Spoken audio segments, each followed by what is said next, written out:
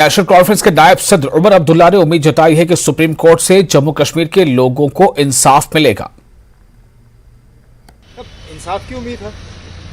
इस मुल्क का जो भी बाशिंदा अदालत के दरवाजे खटखटाता है, वो इस उम्मीद से खटखटाता है कि उनको इंसाफ मिले।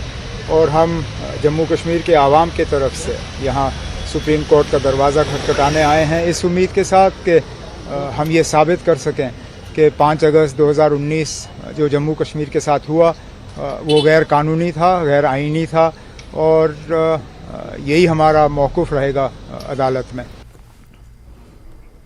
और सीनियर बीजेपी लीडर आशीष सूद ने कहा है कि 370 हटने के बाद जम्मू कश्मीर में तामीर और तरक्की का नया दौर शुरू हुआ है। उन्होंने भी जताई है कि सुप्रीम कोर्ट लोगों के मफाद में लिए गए इस फैसले का साथ देगा। मेन स्ट्रीम पार्टीज जिस प्रकार का रवैया अख्तियार कर रही हैं, जिस प्रकार बौखलाई हुई हैं, वो स्पष्ट दिखाता है कि धारा 370 हटने के बाद जिस प्रकार से जम्मू कश्मीर तरक्की की राह पे चला है, डेवलपमेंट के प्रोसेस पे चला है, उससे ये तीनों दल घबराए हुए हैं।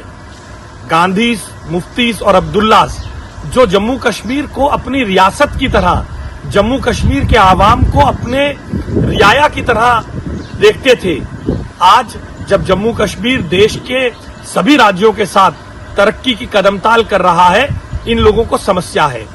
हमें देश के कानून व्यवस्था पर पूरा विश्वास है।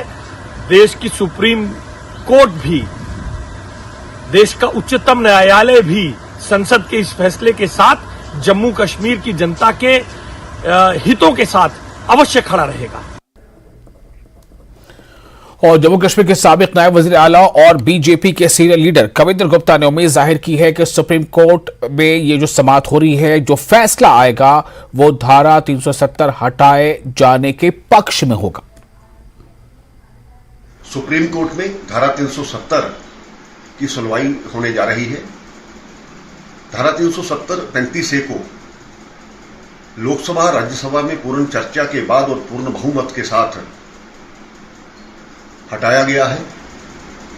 विपक्ष इस पर पीआईएल दायर करता है या इस पर जो वर्डिक्ट होगा सुप्रीम कोर्ट का, वो 370 हटाने के पक्ष में होगा, ऐसी आशाएं नहीं, पूर्ण विश्वास है। और 370 के कारण से राज्य में बहुत से लोग, गोरखा समाज, वाल्मीकि समाज और इसके अलावा वेस्ट पाकिस्तान रेफ्यूजीज को अधिकार नहीं मिले। आज गवर्नमेंट का एक नया दौर चला है और ये सुनवाई लगातार चलने वाली है। एक अच्छे परिणाम इसमें आएंगे, ऐसी उम्मीद है। और